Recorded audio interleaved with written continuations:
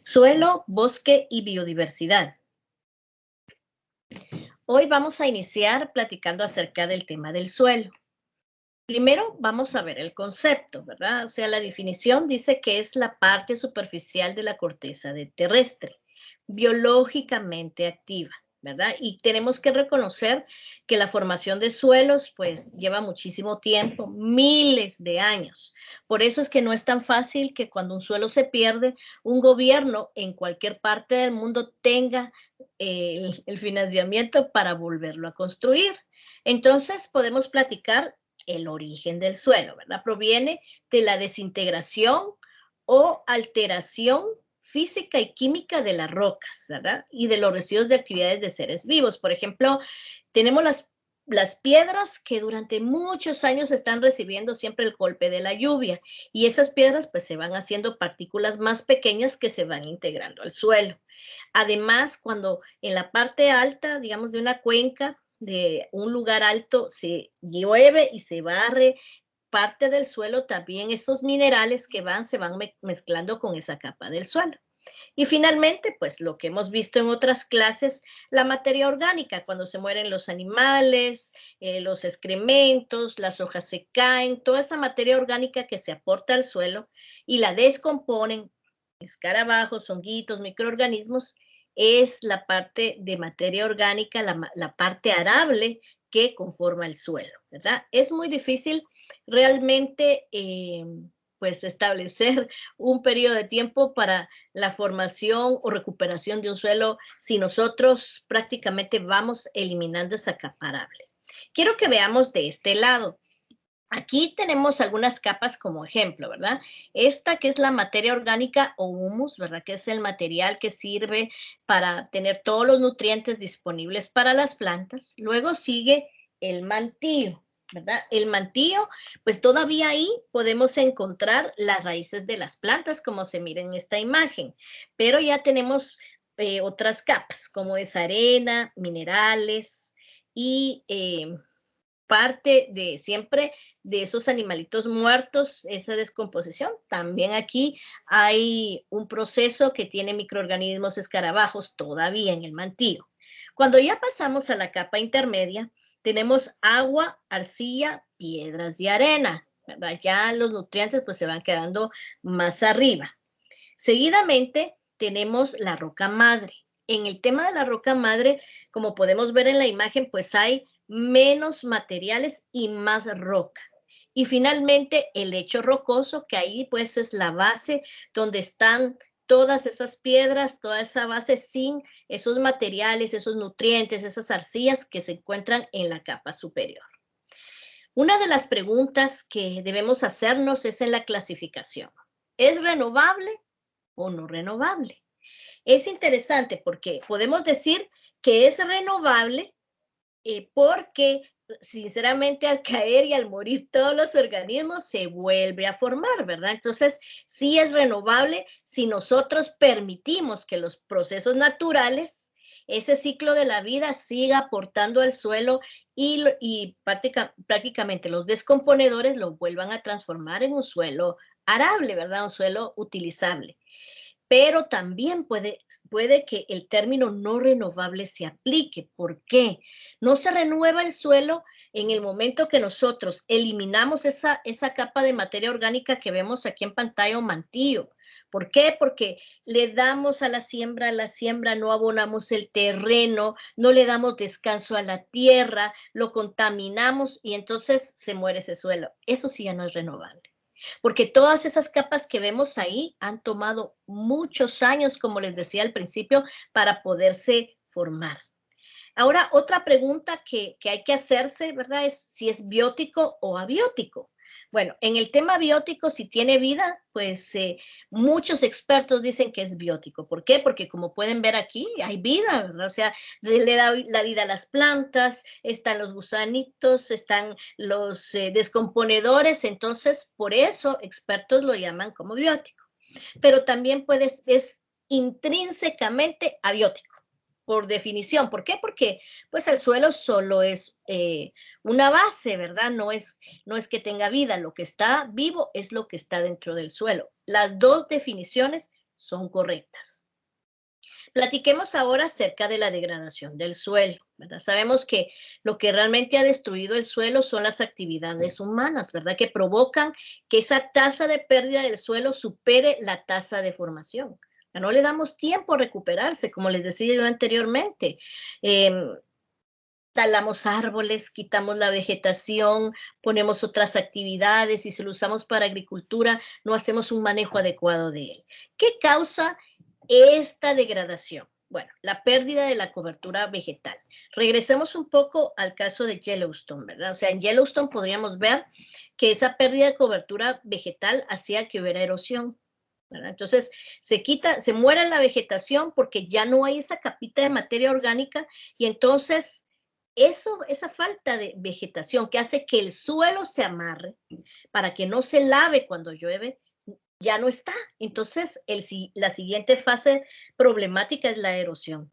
Y aquí quiero poner un buen ejemplo que fue lo que pasó en el tema de Quejá, ¿verdad? Arriba de la aldea Quejá, en Alta Verapaz, pues la parte alta no había mucho bosque ni mucha vegetación, la cual cuando se llenó de agua, ¿verdad? Entonces, esa parte del suelo sin vegetación vino y se lavó y soterró la mitad de la aldea, ¿verdad?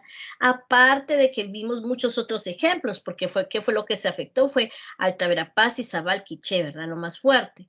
Pero ahí vemos un problema de erosión vinculado a la cobertura vegetal, vinculado a la degradación del suelo.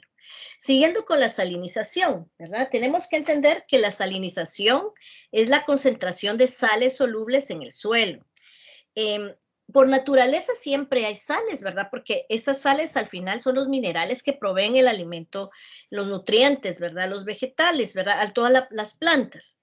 Sin embargo, cuando hay una fertilización, un riego que es desmedido, ¿verdad? Entonces se puede llenar de sales. A veces el tema más difícil es la degradación por falta de conocimiento de los campesinos o también por su seguimiento o fortalecimiento de sus capacidades, porque la concentración de fertilizante que se le debe agregar al suelo debe ser la necesaria de acuerdo a la planta. A veces la idea es, bueno, mientras más fertilizante agrego, más va a crecer mi planta y eso no es cierto. Entonces, por eso es que también se da la salinización. También, recuérdense que el agua traslada esas sales, diluye las sales y si riego demasiado también provoca ese problema. De ahí tenemos la degradación física, ¿verdad? Esas son las ciudades, las carreteras, ¿verdad? Y eso causa también esa pérdida de los suelos. Y de último, la degradación de químicos. Eso regresamos otra vez a los procesos de agricultura, que los vemos, por ejemplo, con el tema de los pesticidas. El peligro más grande con los pesticidas es la concentración. Necesitamos, como yo les decía, en el tema de la salinización, un acompañamiento, especialmente por el Ministerio de Agricultura, que este ministerio tiene la función de trabajar con los agricultores para que ellos agreguen la concentración necesaria de químicos para atacar las plantas. Mejor si se vuelve orgánico, ¿verdad? Un diferente control de plagas, ¿verdad? Pero la parte química es el envenenamiento de los suelos. Bueno, ahora veamos algo interesante. ¿Cuál es el estado del recurso del suelo en Guatemala? Tenemos el mapa de uso de la tierra. Realmente este mapa, pues en lo que vemos verde claro están los pastos, bosque, ¿verdad? Que es el 35.96. Vemos esa parte, ves que son cultivos permanentes. Aquí podemos ver realmente todo el uso de la tierra. Es un mapa del 2010, ¿verdad? Elaborado con datos del MAGA en el 2015. Hablando de este mapa, lo que nos muestra es que el 39% que está en verde, pues son usos que realmente benefician al suelo y disminuyen los impactos del cambio climático. El 3.06 serán zonas húmedas y cuerpos de agua. El 35.95 eran bosques, ¿verdad? Y del otro lado vemos un 61% que sí muestra una degradación del suelo, erosión y por supuesto causa impactos negativos del cambio climático.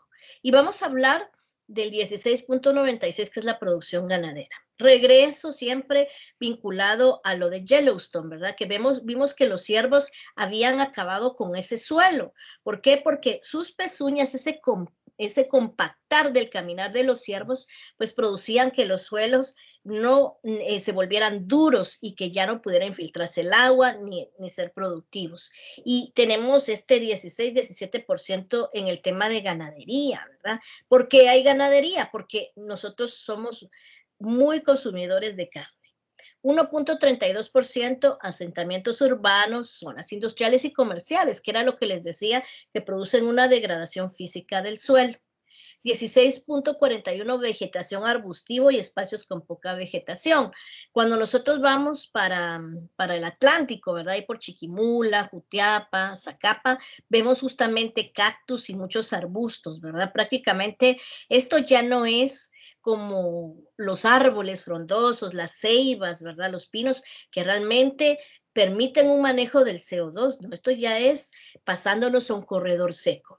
0.47% son los conos de volcanes, arenas y zonas pedregosas que definitivamente no son productivas. Y 25.83% son zonas agrícolas.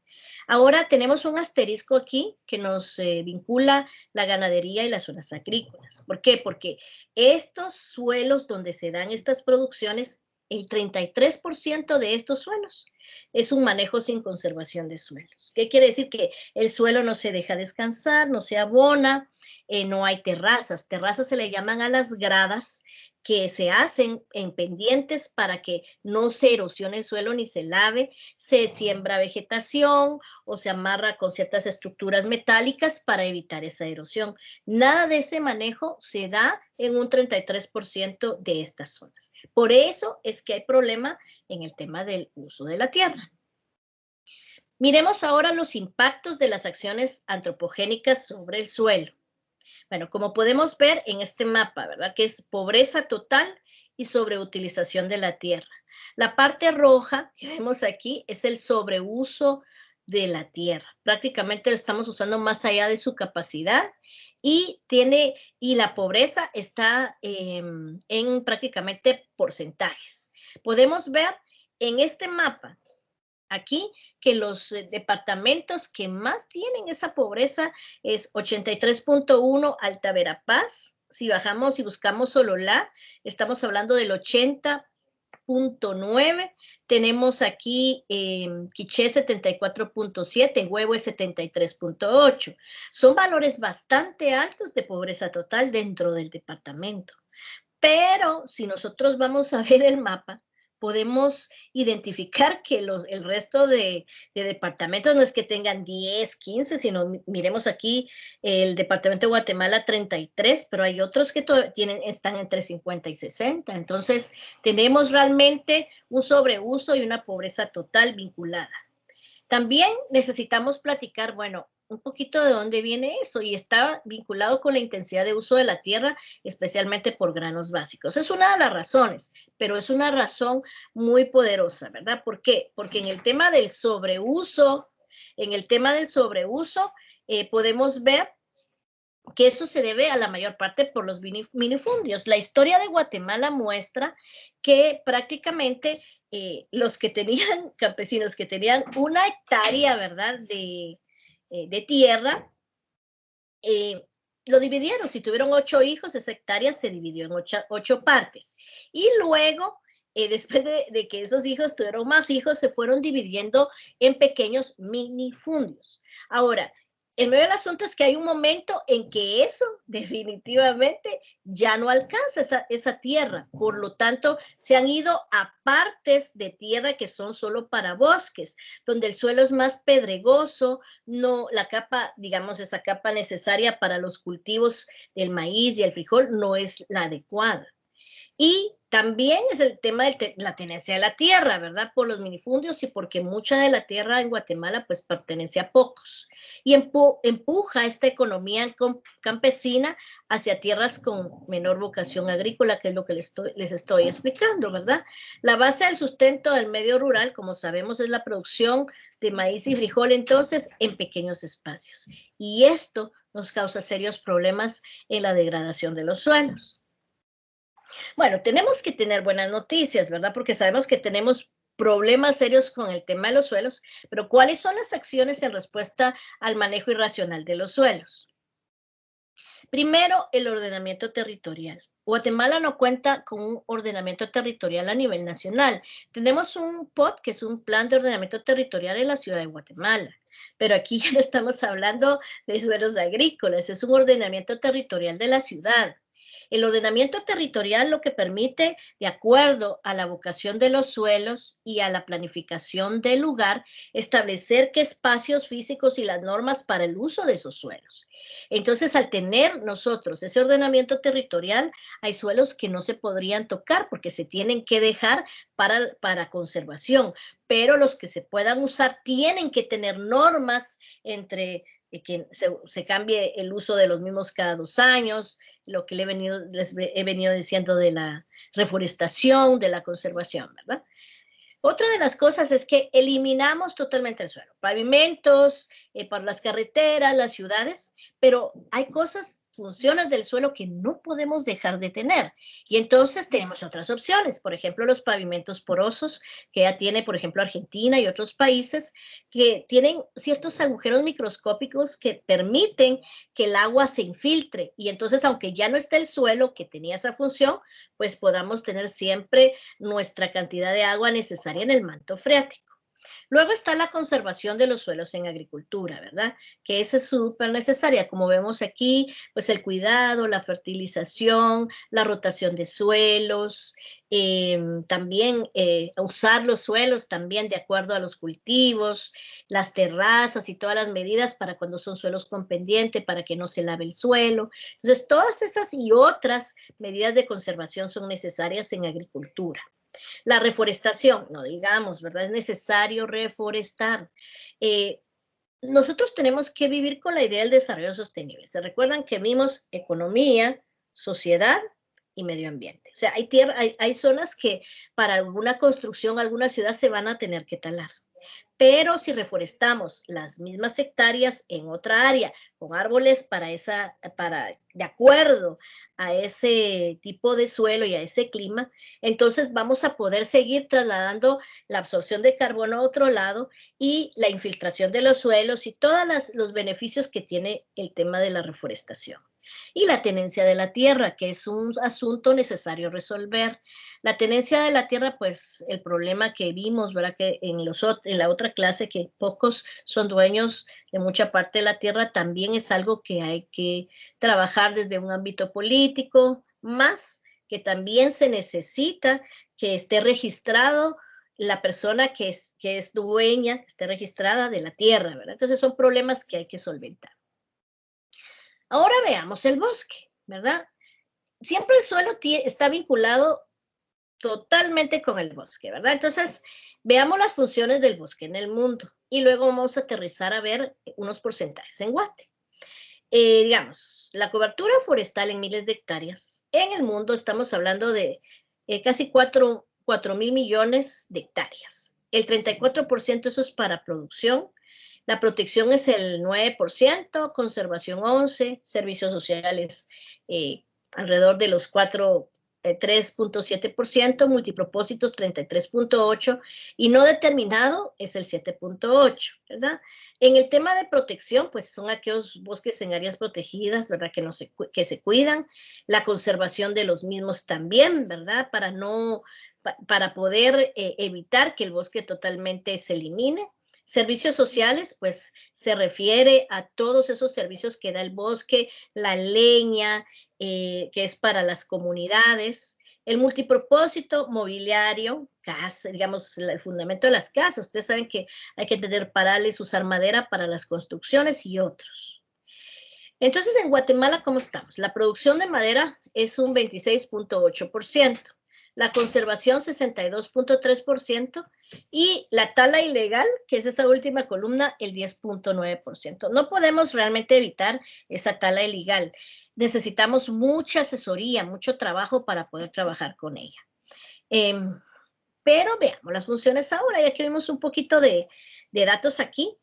La fuente de alimentos y medicina definitivamente viene de los bosques. Por eso hemos hablado de la necesidad de que tengamos alianzas ancestrales con las comunidades lingüísticas. Guatemala tiene mucho de eso.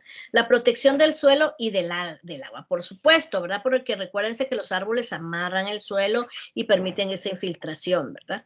La atenuación del clima local. Esto lo podemos ver muy fácil cuando nosotros nos vamos a la URL.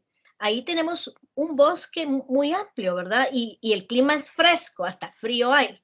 Pero si nos vamos a mediodía, a la misma hora, para el centro, donde no hay bosque, ahí podemos sentir un poco más de calor. Entonces, esa es una comparación buena para entender la atenuación del clima local. La reducción del impacto de emisiones de gases de efecto invernadero. De aquí debemos platicar de la edad de los árboles. Cuando los árboles son pequeños y van creciendo, van generando oxígeno, absorbiendo carbono, generando oxígeno, absorbiendo carbono. Pero hay un momento en que ya llegan, digamos, crecen hasta donde se puede, se reduce el tiempo, digamos, de crecimiento y sigue la vida. Ahí lo único que hacen es siempre generar un poco de oxígeno, pero más es la conservación del CO2. Por eso nosotros, si talamos los árboles, ese es el gran problema, que lanzamos un montón de CO2 que el bosque ha guardado por mucho tiempo. También la conservación de la biodiversidad, ¿verdad? Donde hay árboles, hay biodiversidad, hay escarabajos, hay animales, hay diversidad de flora. Entonces eso nos provee esos servicios ambientales necesarios para la vida. Las funciones recreativas y culturales definitivamente, los senderos ecológicos y lo importante también que es para la cultura. Nosotros tenemos varias culturas diferentes en nuestro país, son 24 diferentes comunidades lingüísticas, pero resaltamos los mayas, ¿verdad? La cosmovisión maya, lo importante que es el bosque para ellos. Ellos vinculan el ecosistema, toda la naturaleza, ¿verdad? Dentro de un cuidado de la deidad, ¿verdad? Entonces, también es importante para nuestras comunidades lingüísticas.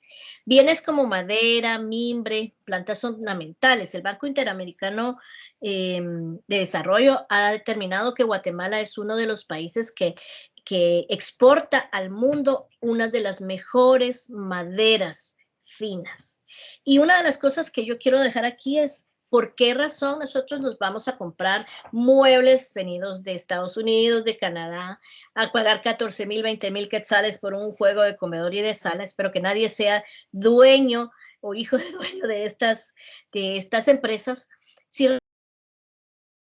que son las mismas maderas finas que nosotros exportamos, ellos las tallan y las venden a otros países y nosotros estamos comprando esos muebles en cuanto tenemos artesanos brillantes en San Juan Zacatepeques que hacen unos muebles hermosos con las mismas maderas finas a precios razonables.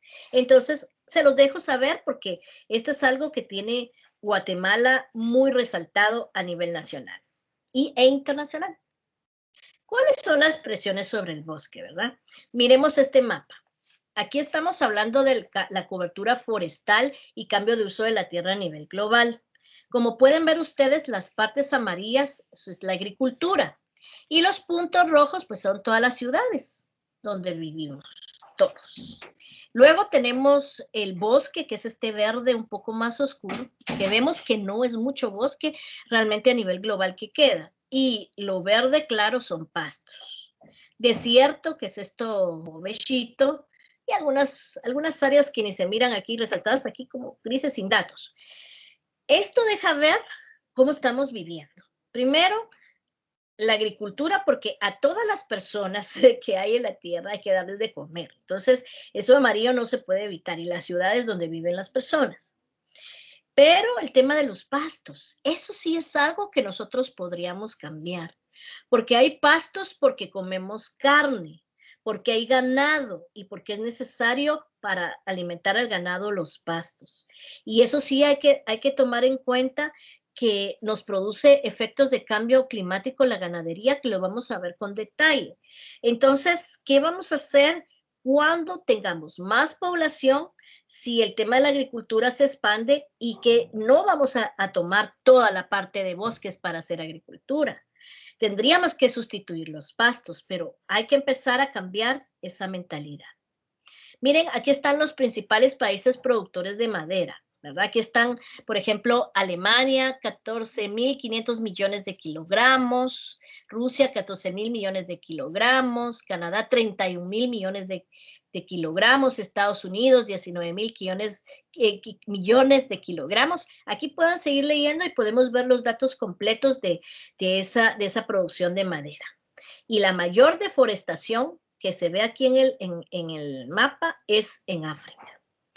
643 millones de metros cúbicos anuales se comercializan. 43% de esto comercializados para la industria de papel, principalmente pino, eucalipto y melina. Y los mercados que más compran son China, Europa y Estados Unidos.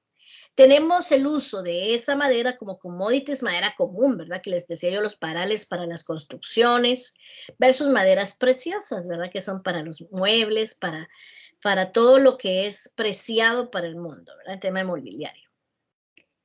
Ahora, ¿por qué hay deforestación? Bueno, en Guate, por ejemplo, podemos ver que hay megaproyectos de petróleo, es uno. Está en el Atlántico y realmente ni hablar de él porque es tan pequeño que nosotros no lo podemos explotar, ni tenemos la tecnología ni tampoco vale la pena. Pero esa área, pues, se botaron los árboles para trabajar en ese megaproyecto. La siembra de monocultivos de especies exóticas, la palma africana y el hule, ¿verdad? Yo sé que muchos de ustedes van a ver y van a opinar, ¿verdad? Que la palma africana pues tiene un cierto tiempo de vida y cuando se muere el suelo queda muerto y no se puede cultivar nada a la par de la palma africana. Los cultivos extensivos como la caña de azúcar, ¿verdad? Y el tema de la caña de azúcar es de discutir porque da más de 3.500 oportunidades de trabajo para que 3.500 familias se puedan sostener económicamente, ¿verdad? El abuelo le ha enseñado al hijo, el hijo al nieto. Entonces, todos trabajan en caña. Viene gente de Occidente, de Totonicapán, de Alta Verapaz, de Huehue, vienen campesinos a trabajar esos 5 meses de zafra, ¿verdad? Y luego se llevan su plata para cultivar maíz y frijol en su tierra, ¿verdad? Entonces, la caña no es de decir, ah, sí, cambiólo por, que además tiene mucho que ver con las importaciones, ¿verdad? Somos exportaciones, perdón, somos muy famosos por el tema de la exportación de la caña, las divisas y otra situación. Entonces, esto sí es un poquito difícil de cambiar, pero hay otras áreas en las que nosotros podemos trabajar.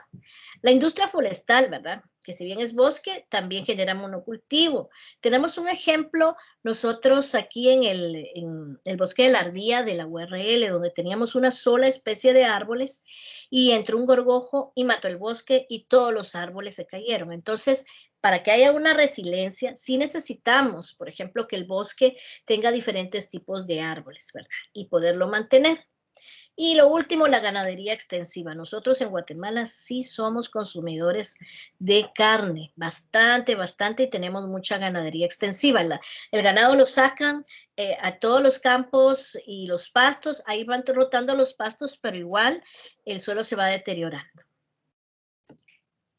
¿Cuál es el estado del recurso del bosque en Guatemala? A mí me gusta mucho esta gráfica del YARNA, ¿verdad? Que habla de la cobertura forestal a nivel nacional en los últimos 60 años hasta el 2010, ¿verdad? Aquí podemos ver datos de extensión de hectáreas y la proporción del territorio nacional. Pero la parte de abajo es la que yo quiero ponerle énfasis. Fíjense que a mí me cuesta un poquito hacer la correlación entre, me dicen 1 hectárea, no me la puedo imaginar, ¿verdad? Pero aquí se hace una comparación equivalente a campos de fútbol por hora. No me gusta el fútbol, pero sí puedo imaginarme un campo de fútbol. Entonces, la interpretación de esto es de 1977 a 1992, se deforestaron 65.900 hectáreas por año. ¿Qué significa eso? 9 campos de fútbol por hora. Periodo de 1980 a 1990, 57.000 hectáreas por año, 8 campos de fútbol por hora. Del 91 al 2001 estamos hablando de 13 campos de fútbol por hora. 2001 al 2006, 15 campos. Y 2001 al 2010, 19 campos de fútbol por hora. Entonces estamos viendo que eso sí, puedo imaginarme que es enorme y eso me ha causado un gran impacto. Datos que el Ministerio de Ambiente, su informe ambiental generó del periodo 2001 al 2015, podemos ver que se deforestaron aproximadamente 286.735 hectáreas forestales, que serían aproximadamente 40 campos de fútbol por hora. Entonces, nuestra deforestación realmente es acelerada, ¿verdad?, en el tiempo. ¿Y cuáles son los impactos de esta deforestación? Bueno, la pérdida de suelos, definitivamente, ¿verdad? La capacidad de los suelos para producir alimento, la biodiversidad, se pierde esa capacidad, todos los recursos y bienes ambientales que producen los suelos. Todo eso lo perdemos cuando nosotros botamos los bosques. Pero lo más triste es la agudización de la pobreza, ¿verdad? El bosque es importante para la mayor parte de la población, el 74%. ¿Por qué? Porque ahí tiene su fuente de leña, de alimentos, de medicamentos, madera, materiales de construcción. Y si nos volamos el bosque, impactamos no solo el tema del ecosistema en general, sino también agudizamos la pobreza. Bueno, como les decía yo al principio, buenas noticias necesitamos en medio de esta presentación, ¿verdad? Entonces, ¿cuáles son las acciones de respuesta al manejo irracional de los bosques? Y vamos a ver mecanismos de pago por servicios ambientales, ¿verdad? Que son reconocer los servicios y poder pagar por cuidarlos. Fíjense que existe en el Instituto Nacional de Bosques un programa de incentivos forestales, PINFOR y PINPEP, que se dio que se reporta de 1998 al 2015, porque todavía está, pero vamos a ver algunos números. Pero quiero explicarles primero qué es PINPEP. Es el programa de incentivos forestales para poseedores de pequeñas extensiones de tierra de vocación forestal o agroforestal, el cual está dirigido a personas que poseen terrenos menores a 15 hectáreas, pagándoles por sembrar árboles o dar manejo a los bosques naturales. Y PINFOR son incentivos de un pago en efectivo que el Estado otorga al propietario de tierras de vocación forestal por ejecutar proyectos de reforestación o manejo de bosques naturales. El incentivo se otorga una sola vez para la misma área de acuerdo al plan de manejo aprobado por el INAR. Y podemos ver resultados, ¿verdad? 143.066 hectáreas del 4.2% de tierras con aptitud forestal. O sea, nosotros tenemos realmente tierras con esa aptitud y de esas se ha logrado reforestar 143.066 hectáreas. Si hablamos en 17 años, ¿verdad? De impacto sobre toda la reforestación es el 8.37. O sea que no es realmente despreciable, sino que es importante reconocer esa función. Ahora tenemos también el catún. No sé si ustedes han escuchado qué es el catún. Un catún simboliza 20 años del calendario de la civilización maya. El catún representa la posibilidad de conectar el pasado, el presente y el futuro de los pueblos indígenas. Cada nueva era representa un proceso de perfeccionamiento del ser humano y de la sociedad. Y este catún se dio durante el periodo de gobierno de Colón, que para él le dio énfasis en reconocer los aportes de las comunidades lingüísticas. Entonces, desde la Secretaría de Planificación, CGPLAN, se construye el Plan Nacional de Desarrollo de 20 años, el cual se denomina CATUN, Nuestra Guatemala 2032.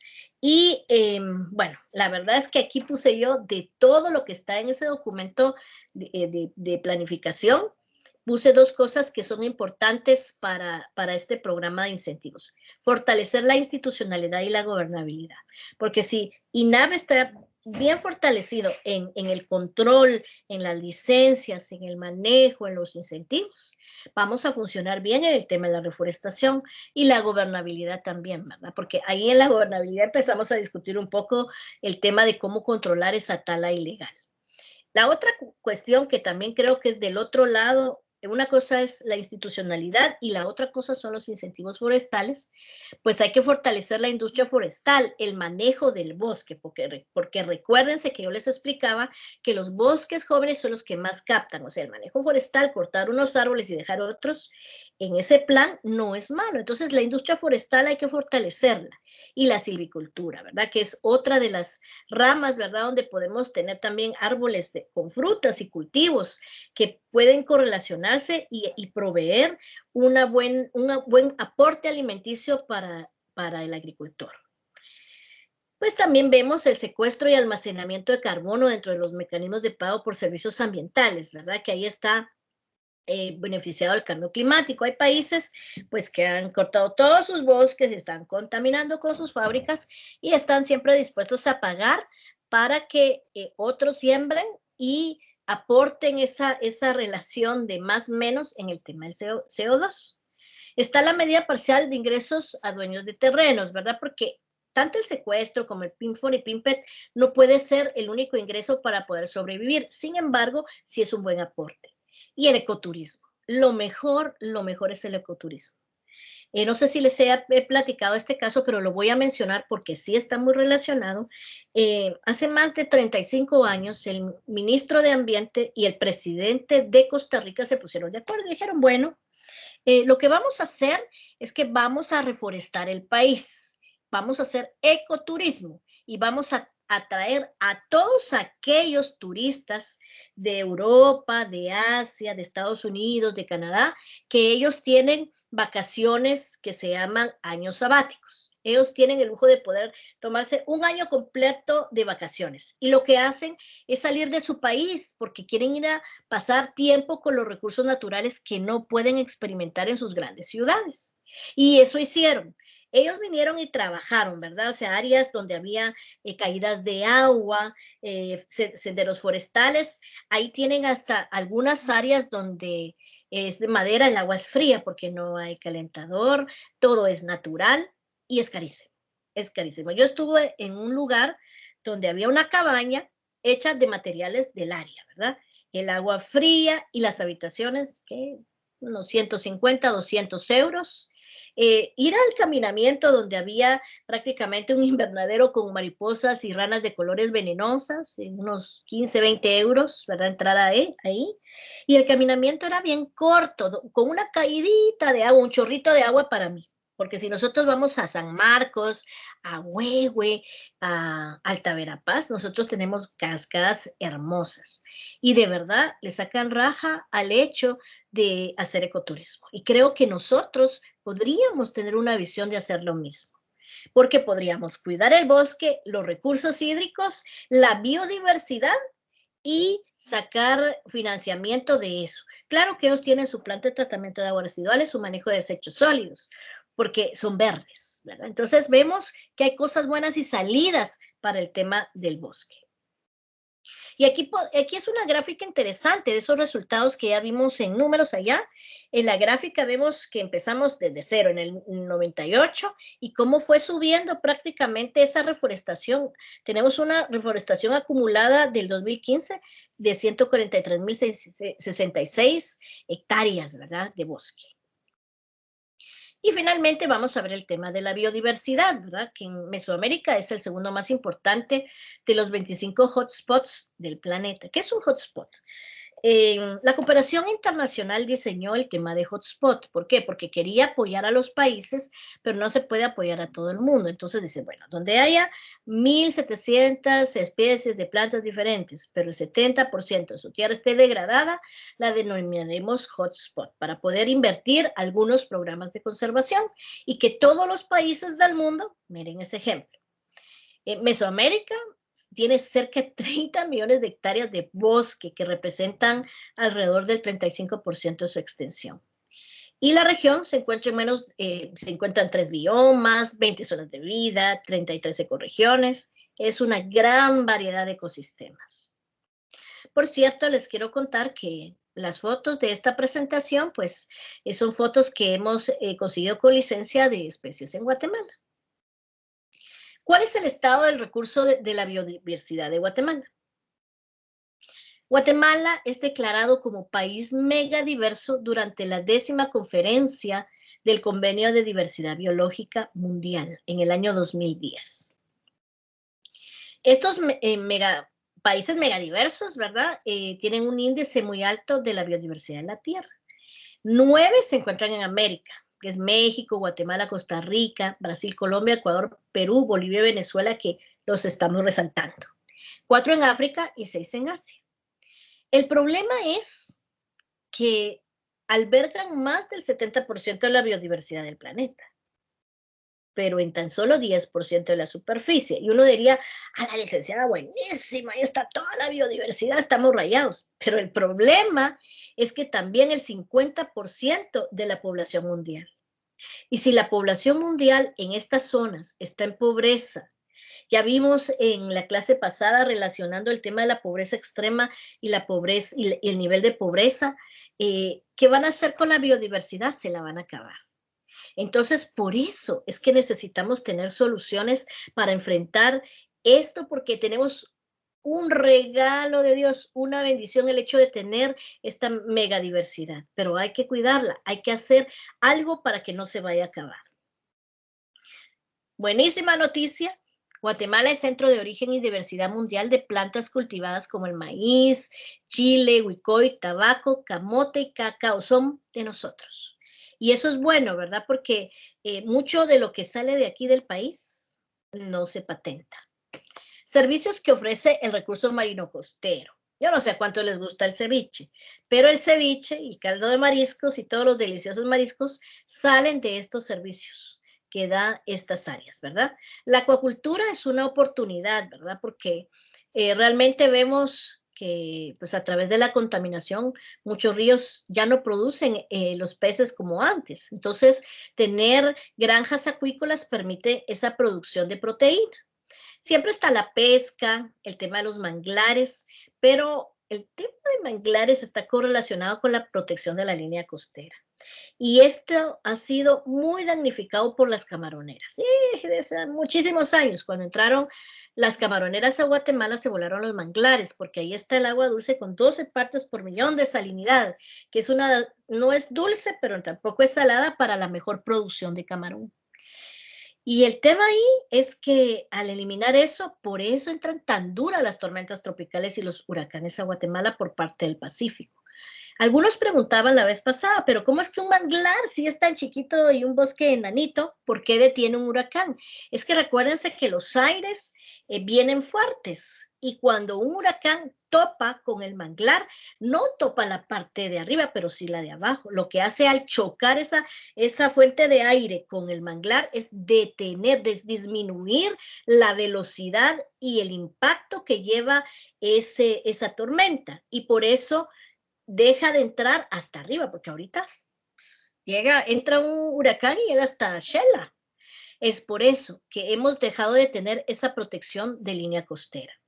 Bueno, también es extracción de leña, ¿verdad? Elaboración de carbón, materiales para construcción, porque igual hay que construir en esas áreas, ¿verdad? Servicios para la recreación y turismo, ahí es hermoso, ¿verdad? Porque tenemos justamente ahorita en el mes de febrero, está el avisamiento de ballenas en el puerto San José. Está, pues hay pesca recreativa también, está también en el tema de octubre, el mes de octubre está el tema de las tortugas marinas, de poderlas liberar, la pesca deportiva que ya les mencioné, y además qué rico es ir a la playa, ¿verdad? Es bonito ir a la playa, una piscina, el mar, entonces realmente estos servicios nos proveen unos momentos también de recreación hermosos, y Guatemala tiene el Atlántico y tiene el Pacífico. Tenemos los servicios al comercio, ¿verdad? Que también la pesca, la protección a la biodiversidad, y la filtración de agua que también se da, ¿verdad? A través en las playas, a través del agua dulce.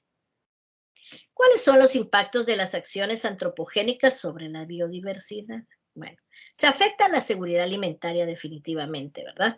Porque hay una adaptación a las perturbaciones externas, ¿verdad? O sea, cuando realmente se vuela un bosque, pues tal vez el suelo, una parte del suelo se puede sembrar ahí, ¿verdad? Se puede abonar, se le puede dar un tratamiento, pero pueden afectar en algún momento la parte económica y ecológica. Y eso fue exactamente lo que pasó con Jocotán y Camotán.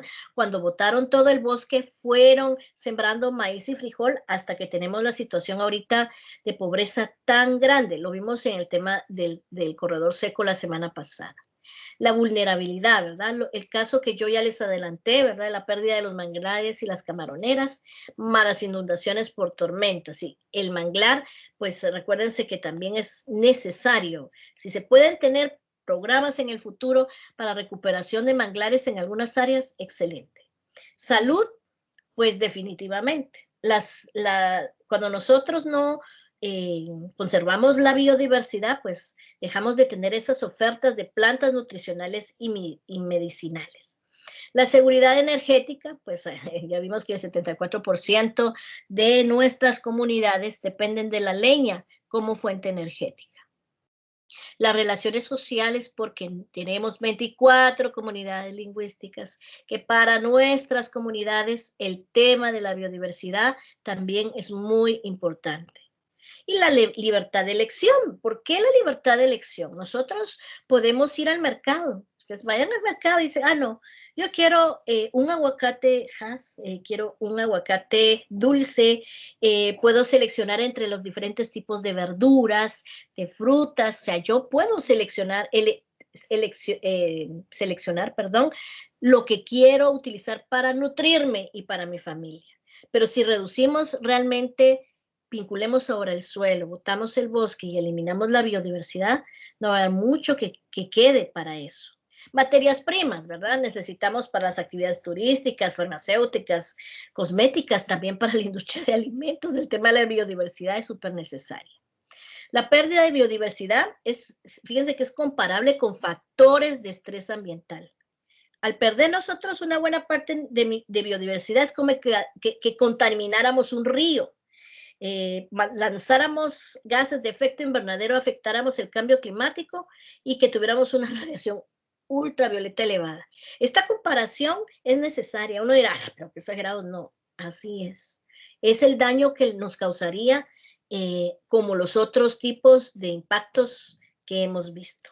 Se estima que los ecosistemas en los cuales las pérdidas de especies se sitúan entre el 21 y el 40%. El crecimiento de las plantas se reducirá y traerá consigo una reducción entre 5 y 10% de los ecosistemas, ¿verdad? Entonces, no tenemos que permitir que las especies se pierdan. Tenemos que trabajar para que ese nivel trófico se mantenga. Y tenemos realmente mucho. Somos un país megadiverso. Tenemos la oportunidad de hacerlo. ¿Cuáles son las acciones en respuesta al manejo irracional de la biodiversidad? Estas son algunas estrategias, pueden haber muchas otras, pero yo escogí las 3. Primero, el Instituto de Biodiversidad. Costa Rica, perdonen que mencione a Costa Rica, pero verdaderamente es un ejemplo en la región centroamericana. A veces uno quiere hacer copy-paste de Europa, de Estados Unidos, de Canadá, pero realmente aquí Costa Rica nos ha dejado ver que se puede. El Instituto de Biodiversidad les ha permitido a ellos patentizar las especies. ¿Qué quiere decir esto? Que no permiten que venga un alemán con su gorrito de turista y que venga al bosque de Petén a sacar hojas, flores y todo lo que tenga, se lo lleve en el avión sin declararlo a su país y que allá hagan cápsulas necesarias para nosotros, las manden para acá y yo pagué 600 quetzales por 30 cápsulas necesarias para mi salud. Eso es lo que ellos no han permitido y eso es lo que nosotros debíamos de hacer, porque patentizan las especies y si quieren, Alemania, comprar una, siempre va a salir el gobierno ganando. Áreas protegidas. Tenemos nosotros el 35% de las áreas en el país son protegidas y debemos siempre conservarlas. Uno dirá, pero mire, tanto suelo que se necesita para poder realmente tener toda la población. Sí, pero las áreas protegidas van a producir agua, biodiversidad, bosque, que nos va a permitir conservar esos recursos y el bienestar. Hay zonas núcleo donde es el 100% de la conservación y zonas de usos múltiples donde se pueden hacer varias actividades, pero tienen sus beneficios. Y lo último, las alianzas con comunidades indígenas para el conocimiento ancestral en la biodiversidad. Seamos aliados. Si podemos poner realmente nosotros nuestras propias fábricas. Ahorita en Guate hay creo que Champú Shalom. No sé si han escuchado de la marca Shalom. Ellos son guatemaltecos. Hay muchos que están trabajando en el tema de producir alimentos químicos locales y debíamos realmente apoyarlos, ¿verdad? Y ser parte también de esta generación de productos usando nuestra propia biodiversidad y conservándola. Y con esto terminamos el tema del suelo, bosque y biodiversidad.